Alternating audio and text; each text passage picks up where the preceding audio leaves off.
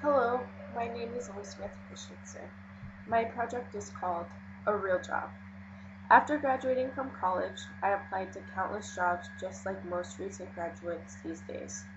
I hadn't received a single reply, so I was shocked when one day a very long phone number popped up on the screen of my phone. It was a recruiter from a South Korean teaching agency responding to an application I had half-heartedly filled out, never for a minute thinking I would get a response. The recruiter was very excited to speak to me and told me the next step was to get a background check. Still not really believing that it would work out, that someone would actually pay me to live in another country, I drove all over Phoenix to different government buildings and police stations trying to figure out how to get the background check. When I finally figured it out, about a month later, I had made up my mind. I was moving to South Korea, and nothing was going to stop me. About 3 months later, I moved to Seoul. I was surprised to find that I actually liked my job. The real appeal of Korea had mostly been the opportunity to live abroad and travel. I didn't think I would be very good at teaching English, especially with young children as my students. But from my very first day teaching, it felt so natural to be up in front of the classroom teaching kids how to read and write. A year went by, and then two, and even though I was having so much fun, I decided it was time to go back home. This was all just a whim, I told myself.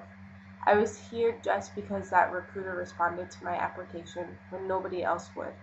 I kept thinking I wasn't supposed to be a teacher, although I didn't really know what else I was supposed to be. So at the end of my second year, I returned back to the US, ready to settle down and find a career path that would lead me to a mortgage and a 401k.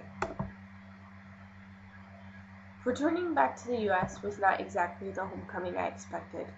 It was more like going in a time machine back to 2009, the year I had graduated from college. I sent out dozens of resumes and cover letters and got hardly any responses. After 2 months, I decided to apply to grad school while working at a coffee shop in the meantime. I thought it would be a fun part-time job that would allow me to focus on my grad school applications and other creative endeavors that interest me.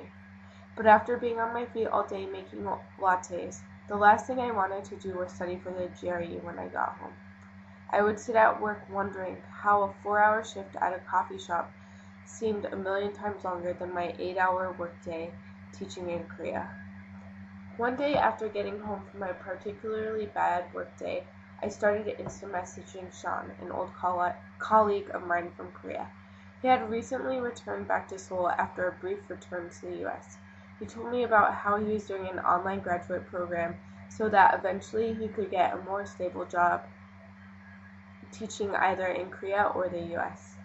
I sighed and told him how jealous I was and signed off for the night. The next day as I walked to work, I started imagining myself back in Korea, and later that night I was looking into online MA TESOL programs. It's funny how the pace of your life can change so rapidly. For months after returning from Korea, I felt like a snail slowly inching along, waiting for some big change to take place and set my life on track. Then suddenly that change was there, and I was the one in control all along. Within a few weeks, I had put down a deposit at USF, and I had a job waiting for me at a new school in Seoul. Thank you for listening.